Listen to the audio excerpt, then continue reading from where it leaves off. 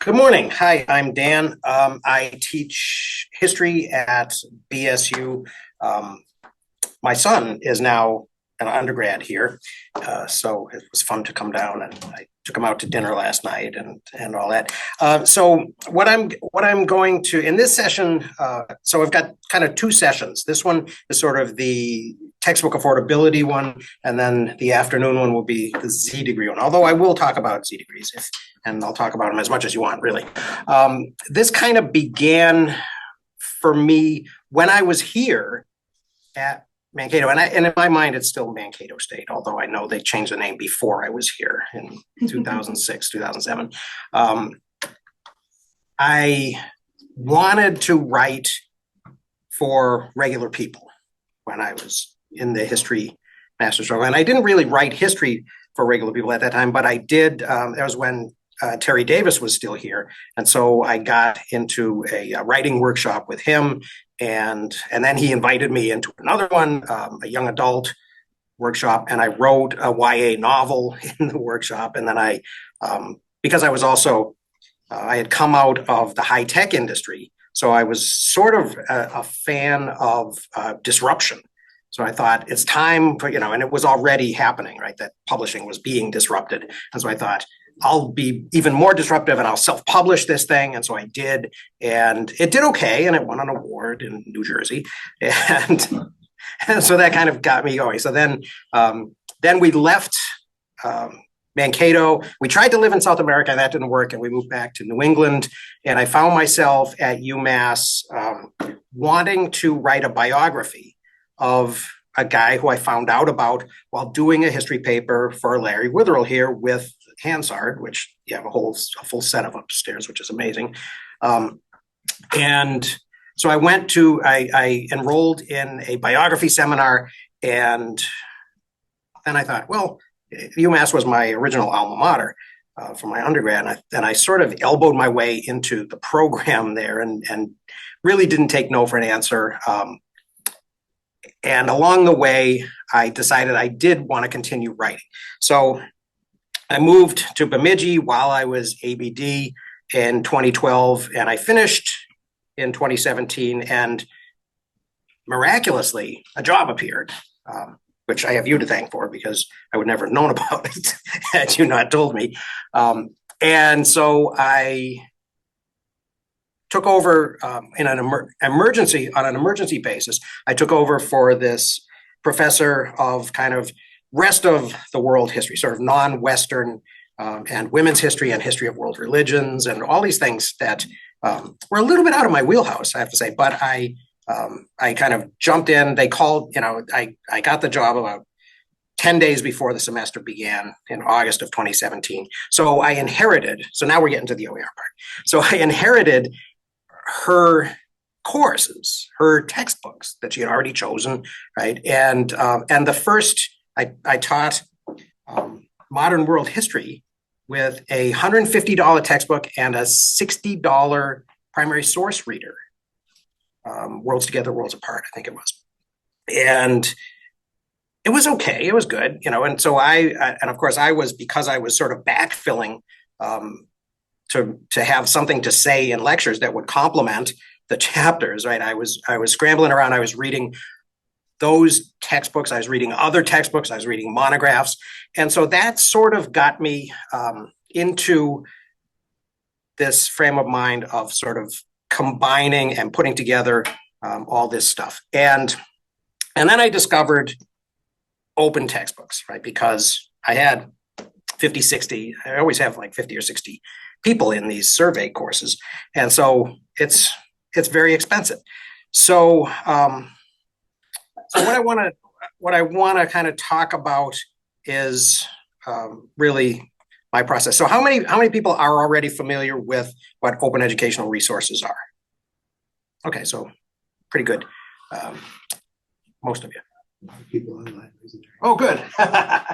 Thank you. Okay, so and you're going to watch comments and chats. So I'm not watching comments and chats, but Heidi is. So open educational resources, as I discovered them, are course contents that are available to students for free, also available to instructors for free, right, which was important to me as I was scrambling around and trying to put these things together.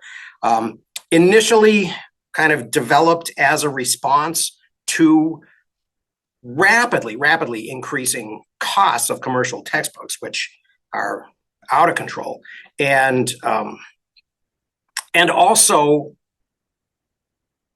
at the same time are allowing us to deal with issues like accessibility and cultural diversity, right? And things that, because a lot of these things that we're shifting to are digital, it's affording us a lot of these additional opportunities. So there are a lot of collections of OER out there. There is Rebus, for example, which organizes the writing of textbooks to meet specific needs. There's OpenStax, which again kind of creates a collection of branded textbooks. And then there's the Open Textbook Library at the U of M, which is sort of a collection of textbooks created by random people like me. And although I sort of joke about that, it's not really as random as you might think. The people at the U of M, who approve of submissions are pretty selective. And then there's a peer review that is done that is actually fairly elaborate.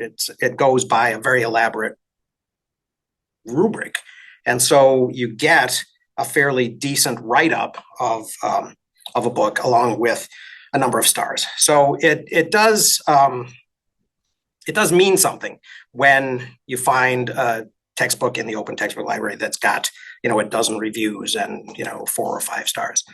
So there's that. And these things, of course, the importance of these is that they're all available to adapt or use in their entirety or remix under Creative Commons permissions, right? That follow basically the generally accepted practices of what they call the 5 R's. And the 5 R's are a formula that I think was originally developed by David Wiley in, I think, the early 2000s. I think the first OER grants from the Hewlett Foundation were around 2002. So Wiley was one of the early kind of pioneers in this field, and he described these 5 R's, and I took this actually from his Lumen Learning website.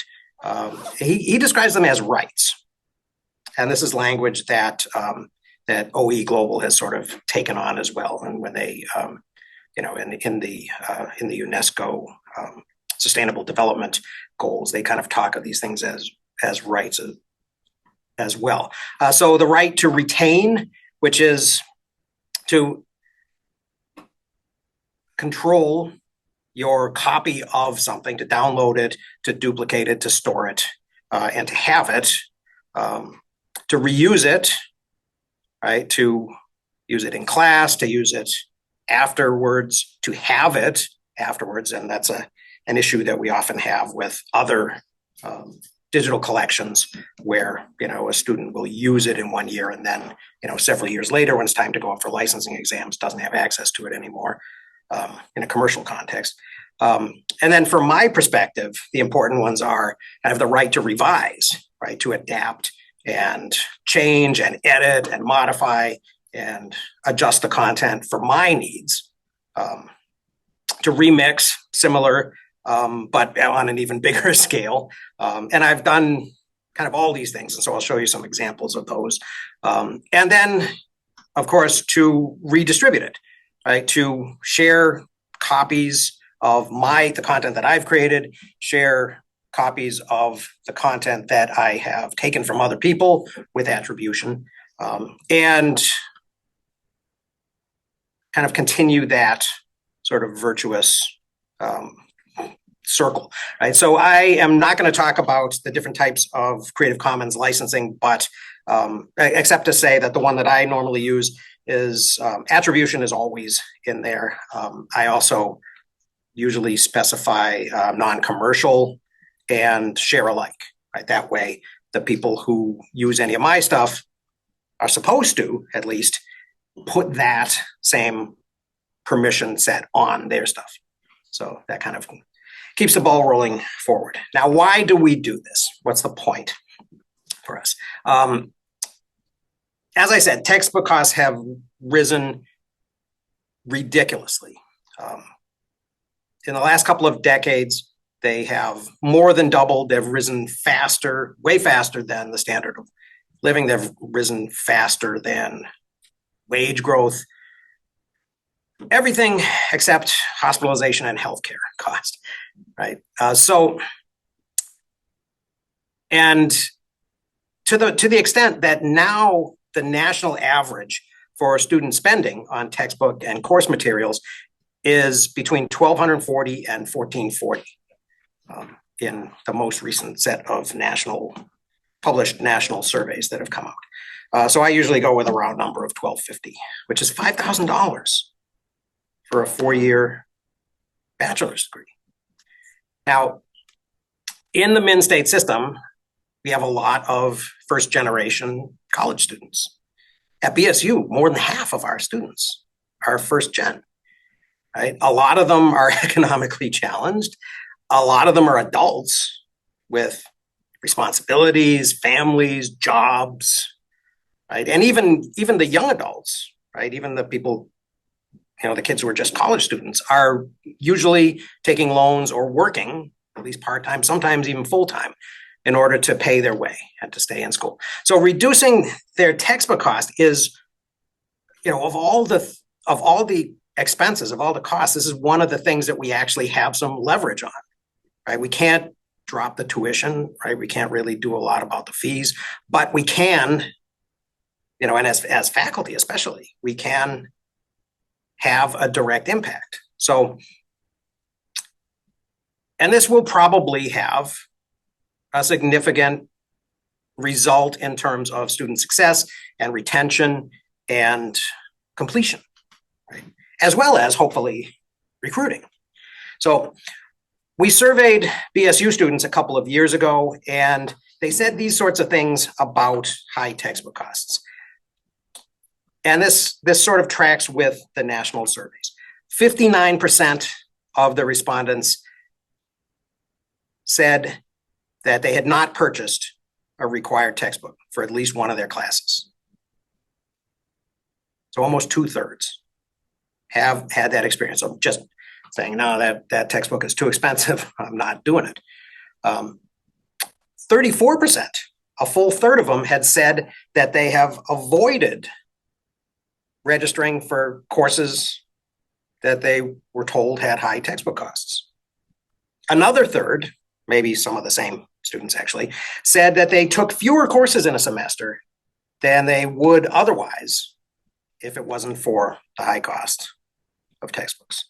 31% said that they had the experience of earning a poorer grade than they had hoped to because they hadn't got the textbook for that course. 19% said they had to drop a course when they found they couldn't get an affordable textbook, and 14% said they had failed a course because they hadn't gotten the textbook that they were supposed to have. So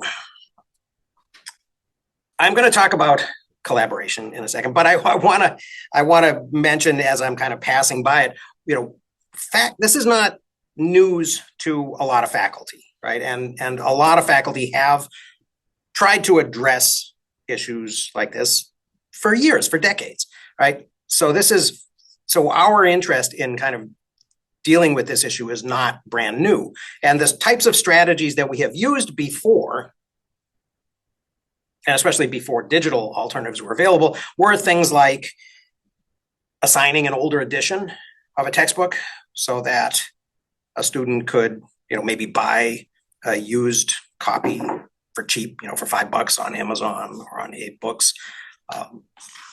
Publishing the book list ahead of time, maybe at the end of the previous semester, so that students had some time to go out there, to go online and shop.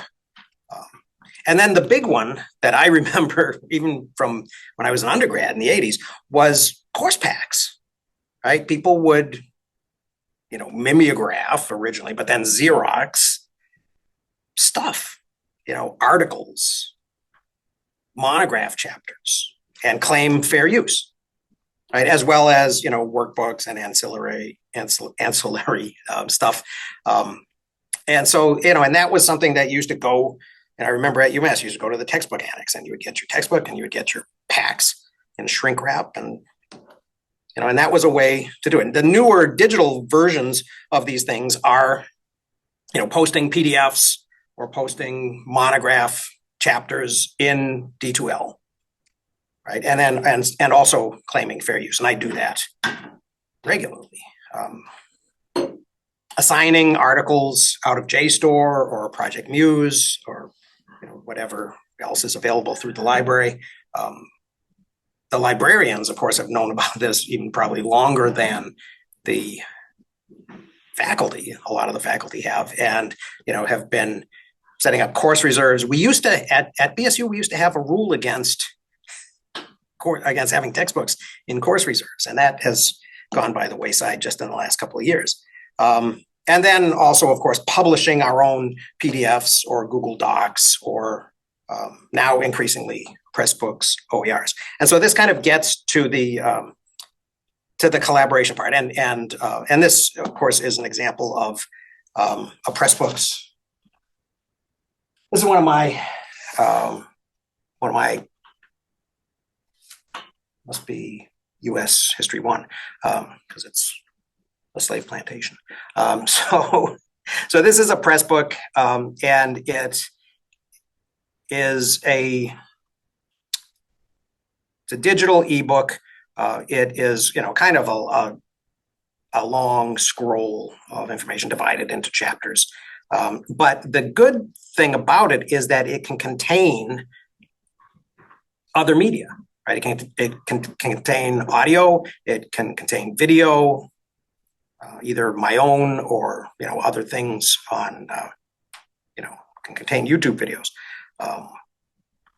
and the other thing that you're seeing here, of course, is that because it is consumed, it's used by the student as an HTML document online. They can annotate it. They can highlight and annotate it using Hypothesis, which is a tool that I lean very, very heavily on because it allows me to sort of shift from having them read a physical book and highlight and then take notes and then come into class with their notes written down so that they can have a discussion.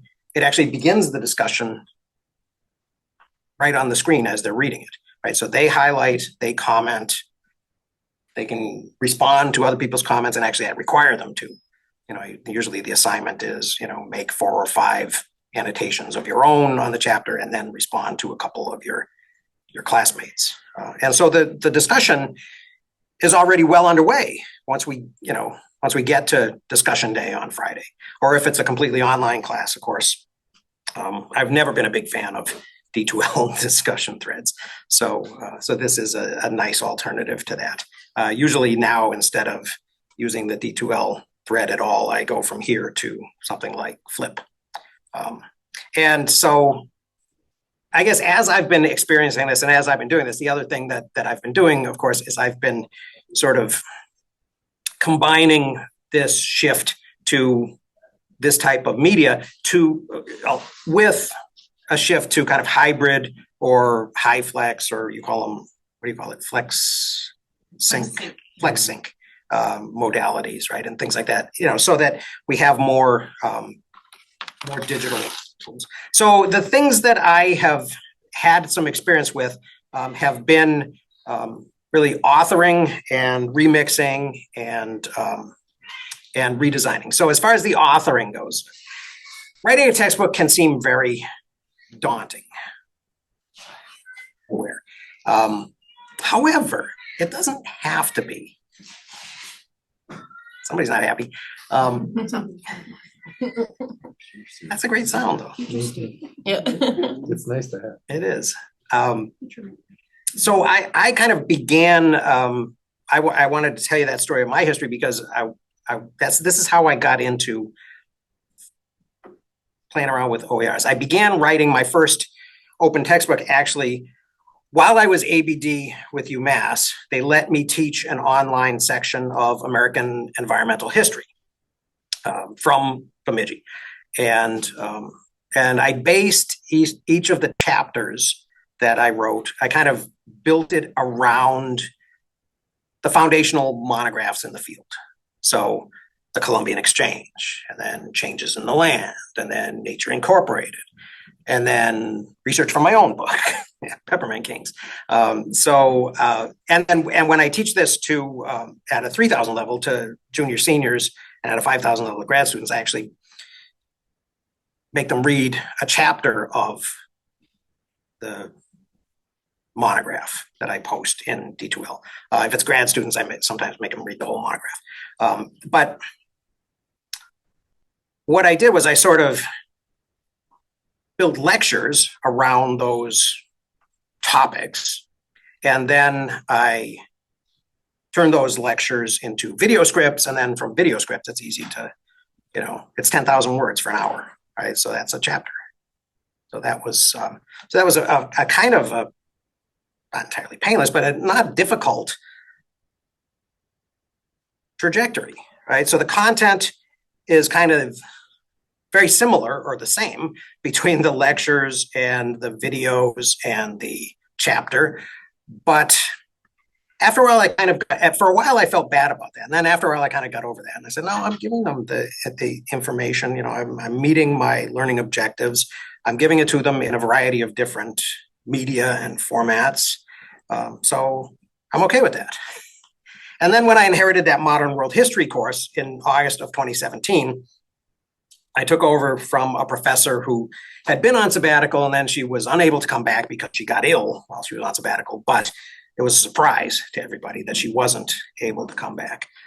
And so this Worlds Together, Worlds Apart cost $200, $150 for the textbook, just the second half of the textbook. It was divided into two pieces, and then $60 for the reader. And so the second time I taught it, I thought, oh, this is really a lot. And I had, as I said, I had scrambled around that first semester and found out what I wanted to say about each of those moments that were covered by each of the chapters in the textbook. And so I had content that I could kind of put together into something that would be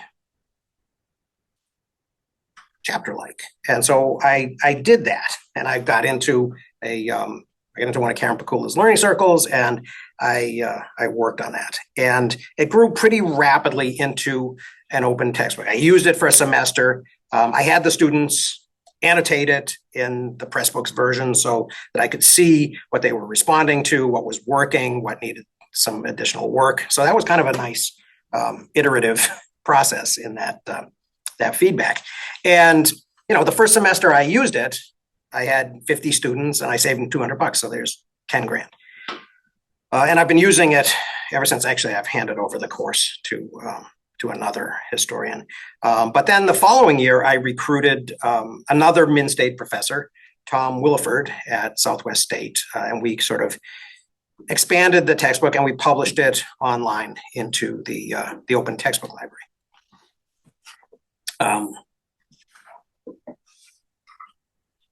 I'll continue. I'll talk about the final one on that list momentarily. So the next project I did was a remix. I was given a U.S. history sequence, U.S. 1 and U.S. 2, and so I grabbed a pile of textbooks, she's and phoners, and all these different things that I looked at, and ones that I had, older ones that I had used, current, and people like that, and I didn't want, and it wasn't as bad as World. Right, it was only about $100 for the phoner Liberty book and the reader, but even so. And I was aware that a bunch of people who had been grad students about the same time as I had at Stanford had gotten together and made something called the American Yawp, which was published with the help of some faculty, but they were mostly grad students. And it's a pretty good textbook. I didn't love it, because mostly they're all the founding members of the U.S. The Society for Intellectual History. And so they're all intellectual historians or cultural historians, right, which is great. But, I was more of a kind of an environmental and a social historian. So there was a bunch of other stuff that I wanted to talk about, right? So it seemed kind of natural to just sort of continue this thing. And so I was feeling very energetic. So I downloaded the whole American Yop and I edited the crap out of it. And I deleted big chunks and I rewrote others and I added all of the stuff that I wanted to talk about. And then I made it available once again to my students as this is one of the pages, this is me editing. And I made it available on Pressbooks to my students. And once again, I had them annotated using Hypothesis so that I could get feedback on it. So it's really, it wasn't quite all the way to, kind of creating a collaborative textbook with the students, but they were certainly involved in the process of refining it. And, over several semesters, it became the textbook that I use now. And then finally, this is kind of the last stage of this, is the next stage. And and then COVID happened and I was standing in front of my computer, talking to people on Zoom. And so it was really more focused on the reading and the response to the reading. And I was thinking, okay, if I'm using Hypothesis already, and then I began using Flip, right, and having them make little videos because I was making videos, so why shouldn't I make videos? And so I discovered that I was enjoying quite a bit having them read primary sources. And, and I had that experience with even all the way back to, Worlds Together, Worlds Apart. The reader was really great. And I want to, and the Yop has some primary sources, got about half a dozen or so primary sources at the end of each chapter. They're a varying length and some of them are very heavily edited. Some of them are longish. And so that I thought I could do better. And I discovered this guy, Albert Bushnell Hart, who was a Harvard historian at the end of the 19th century, beginning of the 20th century. And he was all about the primary sources. He wrote a 5-volume set, big volumes, so thousands of pages of primary sources of American history. I think the first one was published in 1898. I might be wrong, it might be 97. But he continued into the first decade of the 20th century. And then he wrote one for high school students, and then he even wrote one for kids. So he was really, really committed to this. Now, the good news about this is that they're all available on archive.org, right, in the Internet Archive. They're all out of copyright. They're primary sources anyway, right? So what I started doing, and I actually even stole the name of it, I decided to turn my U.S. history course into this thing that I call American History Told by Contemporaries, which I'm borrowing from him. And what I've done is I have taken these sources, some of them are his, others of them are from other sources. A lot of other sources.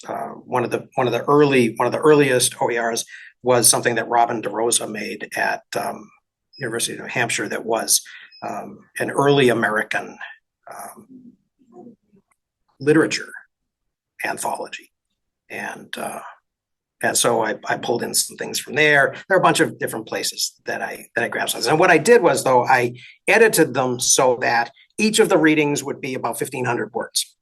Because I think that was one of the things, that was some of the feedback I was getting from students was, there would be some really short passages, in the primary sources of the Yop that they could deal with. And then there would be these long ones that would just go on forever, page after page. And, and they lose track of it halfway through. So I made everything about 1,250 to 1,500 words long, and then I decided to put in I basically used Spotify to create a podcast of me narrating each of the things, right? So I've got this volume of, 220 or so primary sources in 15 chapters. So so it covers a 15-week semester.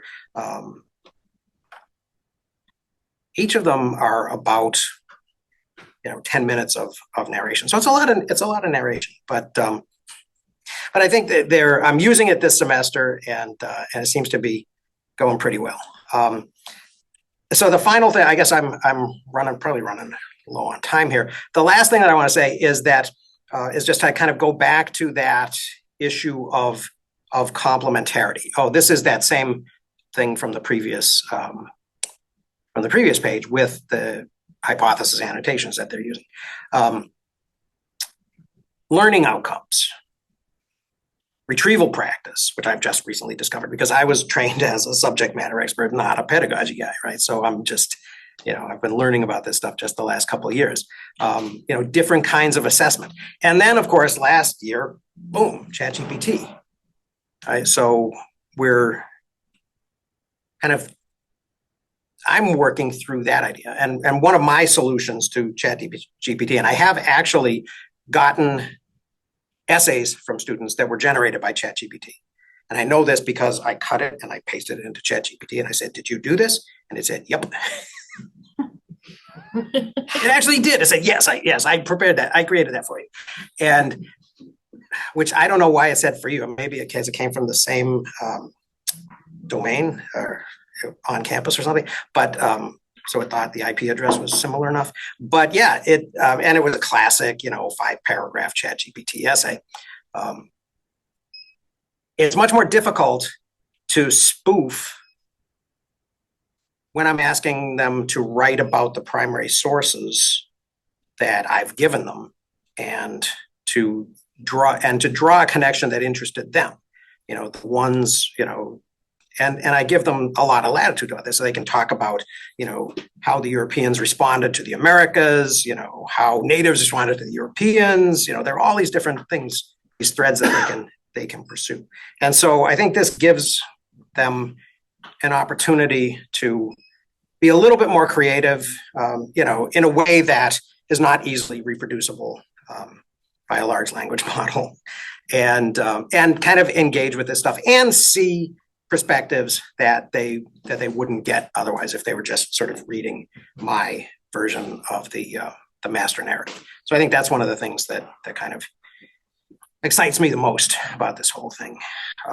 So that's my experience the last few years with OER, and I guess I can stop there and I'll talk about Z degrees next. But I'll talk to you about Z degrees if you want to too, or if people have comments or questions. Heidi, do you want to check and see if what's happening in the chat? In the chat, right? Okay. Okay.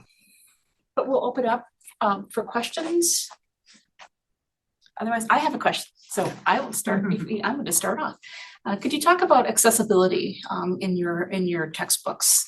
Do you have different versions? How do you answer the question of accessibility when it comes to your textbooks? I am not, like I said, I was not trained in pedagogy. I was also not trained in UDL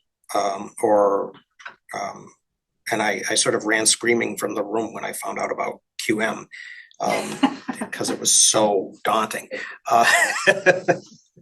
So there are some things that I've learned to do with alt text and things like that for images, and generally, if in Pressbooks, if you avoid some of the trickier H5P things, and if you stick with one column, you're usually pretty good.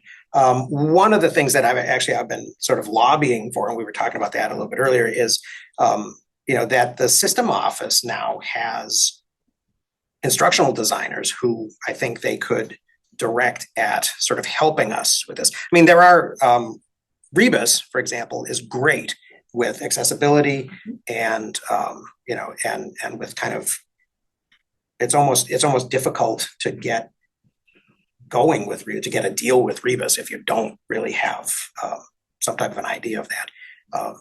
And the open textbook library, I don't know where it's at right now, but over the last couple of years, I've been sort of involved in a, Karen Lauritsen has been running this pilot project of a publishing platform that they were commissioning from Coco in Europe to kind of develop something that would again provide the tools and, you know, and kind of the affordances that, you know, so that somebody who's really sort of focused on content won't have to become an expert in UDL, for example, universal design language.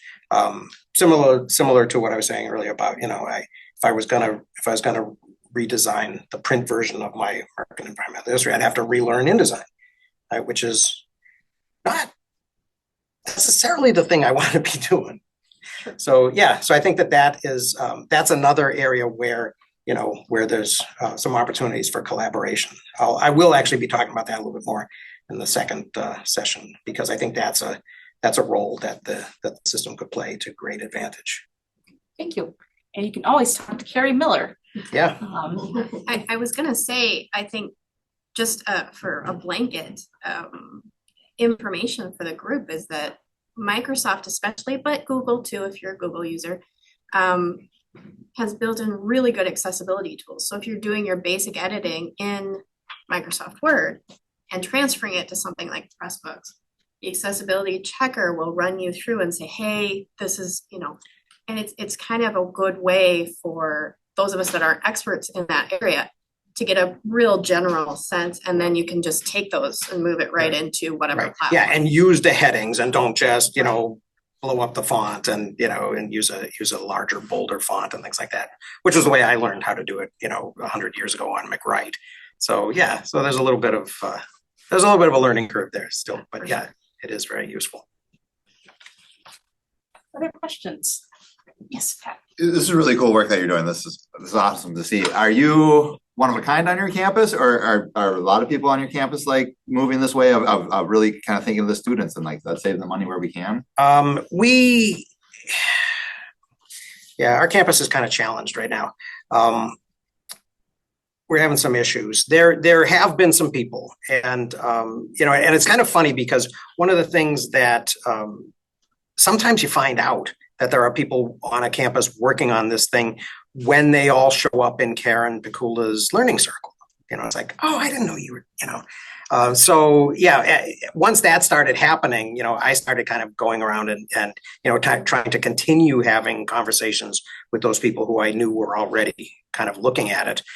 There are, and I guess system, you know, on a more kind of a global level, system-wide, there are these pockets of, you know, sort of energy and innovation that sometimes are very siloed, right? Which is unfortunate, right? Because we oftentimes find ourselves kind of reinventing the wheel again and again and again. That is something that I recently, last spring, I got an exploratory grant for the Z degree program because they finally opened it up to universities. And one of the things that I wanted to do with that exploration was to sort of build some, you know, to kind of build a web, a network of, you know, people on my campus and then connections to other campuses.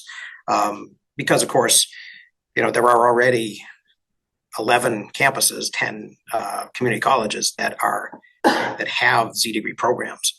And so, so we don't need to be, you know, kind of reinventing all those wheels, and we should be, you know, kind of celebrating all that stuff as well.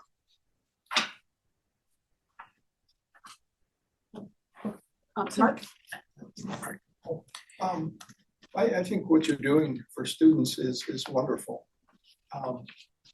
You ever have any regrets about money you might have made going through a traditional publisher? I had my tenure book published by Yale University Press's Agrarian Studies program. I didn't make a lot of money.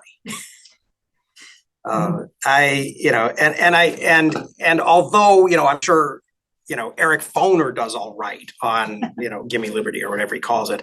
I don't think that many people who are, sort of members of a team of 20, who actually write these things, are retiring on that money. There is some compensation involved in being part of a learning circle, right? You do get a little bit of a stipend for that.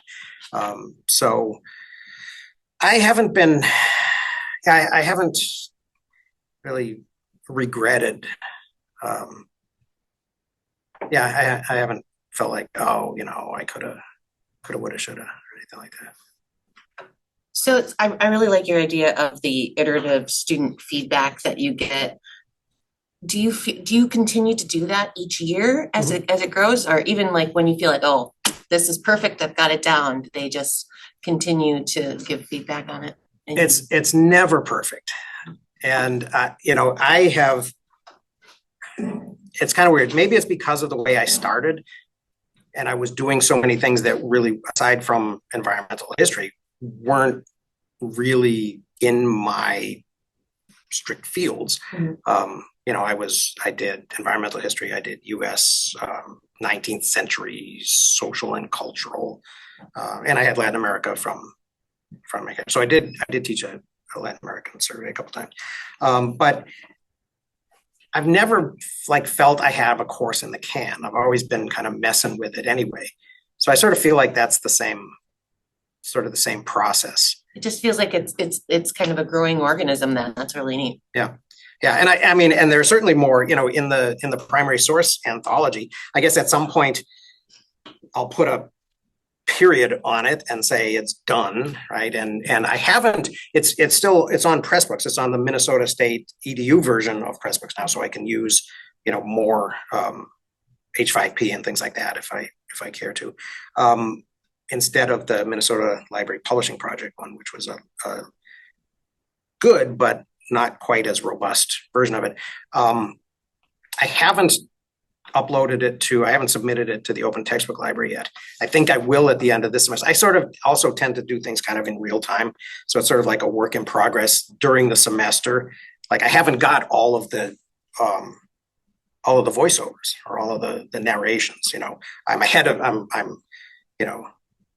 probably 6 weeks ahead of the students, but I haven't got to the end yet. But by the time they get there, they'll be waiting there for them. And then at that point, I probably will say, boom, okay, it's done for now. I'll move on to US 2, right, which will be a different thing, right? Because not all of that, not all the stuff in US 2 will be out of copyright.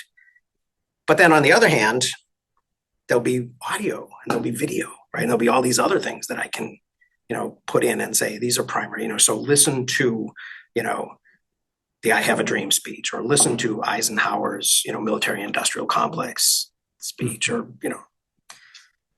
that sort of thing. So that'll be, so I'm excited about that. And then, probably I'll come back around to it. To the, because there will be more, there are always going to be more sources. There are always going to be more things that I say, well, okay, I've learned, somebody just came out with a new monograph on, even all the way back to the prehistory section of my environmental history and my, and my world history. There's new stuff coming out. There's the new Reich book about the, about the full genome migration studies that they've done, of finding, and Graeber and Wengrow just, published The Dawn of Everything, right, which blows up a lot of theories about, about prehistory and about the Enlightenment. As I read more things, as I discover more things, I stick them in, because that's what the stuff I like talking about in class. Gary. Yes, well, let me see, we got, so, yes, someone is monitoring the questions to the folks on Zoom. And then, they're asking if you're done with your PowerPoint, would you mind stop sharing? And then Oh. they can see your smiling face. Oh, yes, During our yes. question and answers. Hello. So, and then I had a question sort of back to the Bemidji survey that you were talking about, with the students and the choices that they made. We did something similar several years ago here. And one of the more shocking results was that 80% of our surveyed students had purchased a textbook, but never needed it for the class for one reason or another. And I was wondering if that was something you were seeing also at BSU. Yes, yeah, that Frustrated who don't wanna buy one for the next class. absolutely, that totally turns them off. Oh, I spent $150 and we never cracked the book. Yeah. Yeah, that's hard. Chris? I have so many questions, but I have one that gets to, I mean, you kind of, you addressed it directly in the presentation, and that was you had to get over kind of thinking of, I would assume there's a very clear similarity between some of the classroom lectures you were providing and the book, because essentially the books emerged from your classroom lectures. Mhm. You know, there's a lot of faculty who approach the course as the textbook providing kind of background, a foundation of information, and then what they're doing in their classes with, say, primary sources or other types of material, you know, is it's not unrelated to the textbook, right? Mhm. But like, I'm assuming you read it. Well, if you want a quiz, we'll give a quiz, but we won't be able to do this unless you've read this material. Right. Right. How do you suggest like somebody who's teaching that way kind of dip their toes into textbook affordability efforts? I mean, it would seem they might want to search for another type of OER textbook that might be available, Mhm. you know, for example. But what would be some of the other steps then if they wanted to continue to use textbook affordable practices?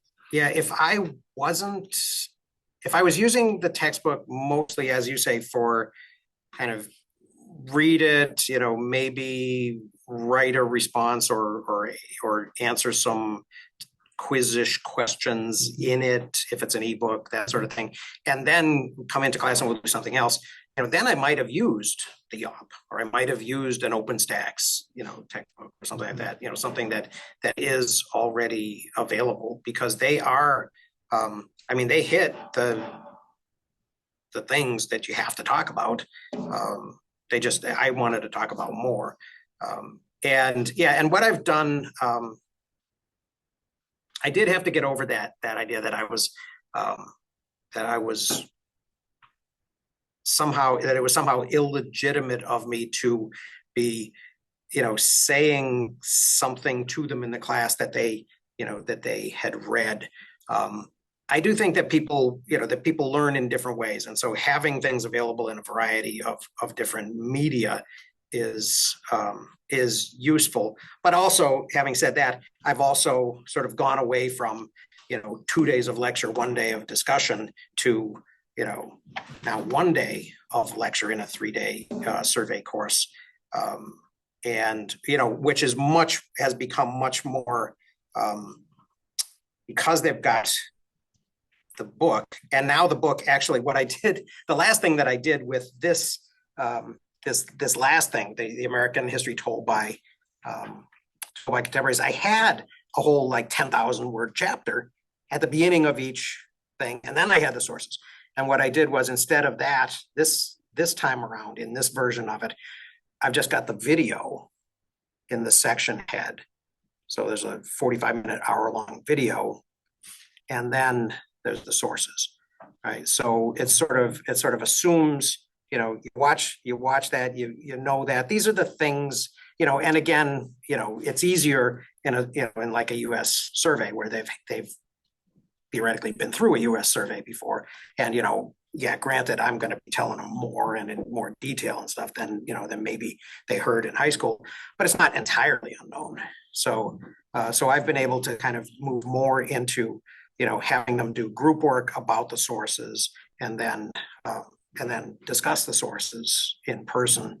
It'll be interesting next semester. My final time teaching that course will be online, so that'll be a whole nother experience. But yeah, I think it does. I think part of this was for me was molded by kind of the COVID experience, because I was also sort of the point guy for our attempt at doing high flex. So that so I went away, for example, from I used to say, well, you need to know some fact and you need to do some interpretation. So the quizzes at the end of every second week will be about, the facts. And then the exams will be, and they'll be multiple choice. And then the exams will be essays about interpretation. But, once I went online, then, during COVID, it was like, okay, now it's an online multiple choice thing. And so for a while there, I was playing with the idea of, well, okay, you can take it as many times as you want, but you have to get 100. Which was kind of interesting. And, and from a kind of a retrieval practice perspective, I think, might have helped some more stuff stick. But yeah, I'm still kind of playing with those ideas a little bit. So what do they say online? Looking at Oh, okay. online, so Okay. if any have more questions here. Anyways, I'll ask a question again. So if I was just starting to dip my toe into OER, how would you recommend to somebody to start? It would depend on what it was you wanted to do. I think most people don't want to write a textbook at the very start. And so probably one of the first things that a lot of people do to kind of get used to it is Karen Pikula at Central Lakes does have a thing that I think she's still hosting it. I haven't done it for a couple of years, where she does, and it's a webinar. She does an introduction to OER, and then and she does it with the Open Education Network, which used to be the Open Textbook Network that runs the Open Textbook Library at the U of M, and they actually pay used to be $300 stipend to people to actually review a textbook in their field. So you take a look at a textbook, give you this long, like I said, the reviews are very elaborate, and there are about a dozen different questions that they ask about the thing, and then you rate it, and so that's usually a way, because a lot of the objections, when I did a survey of students, I also did a survey of faculty and librarians and administrators at BSU, and the faculty initially, and this would have been a couple years ago, were saying things like quality is such an issue, or one person said, oh, it was a PDF and it took, it was 1,100 pages long, and it was a PDF, and it took 1,000 years to load, which was, it was not untrue, but also not current, right? Yeah, one person said, for students, OER is great because of the cost. Anything that will help them save money is good, but the challenge is maintaining quality. Has it been through peer review? OER is too wide open, which isn't entirely the case anymore. I have a colleague in Justice Administration who's complained to me about how poor quality the OER was that she was using and how it affected the quality of work that her students did. Again, okay, a few years ago, an anecdote. So I think that is, and then people had other questions about, well, how does this affect academic production, things like that. And I suppose it varies from university to university, but I definitely got credit on my PDRs for writing OER textbooks. Yeah, intellectual property rights, things like that. I think a lot of that stuff, the things that people were afraid of, a couple of years ago have begun to be resolved. So, and over time, I think it will be more and more. Any more questions here? just a ringing endorsement in the chat for the learning circles, Karen Pakua's learning circles, which is a paid opportunity for faculty to participate and a really good way to dip your toe in if you don't have campus support like we do here. So, Mhm. or even if we do here, it's a great opportunity to network with faculty around the state. Yes, absolutely. And in the learning circles, generally, again, I go in there and I do write OERs, but most of the people are not. Most of the people are redesigning courses to adopt or adapt OERs, or are writing ancillary materials, or that sort of thing, test banks, problem sets. There are a lot of pieces. And so, another thing that's great about the system is that you can stage these things out over time. You say, okay, this semester I'm going to redesign my course. Next semester I'm going to, write the ancillaries, and that's all legit. That's all open. No more questions, no more questions. All right. Well, thank you very much. Thank you, Thank you. Deanna. And I do have cards up here. If in case anyone wants a card, they're my own cards because I'm not going to be at BSU that much longer. But Well, thank you. Yes, Thank you for speaking with us. Thank you, everyone, for coming. Thank you for speaking with us. you bet. We will be making the video and the slide deck available Mhm. after the session. So you can contact Dan, or we'll put his contact information in there as well. We hope you can join us at 1 o'clock. Or if not, reach out to us and we'll share that session as well. Yeah, so the 1 o'clock one will be really mostly focused on the Z degrees and kind of all of the different constituencies and their interests and priorities and how to pull it all together. All right. Thank you. Thank Thank you, you. everyone. Thank you, everyone.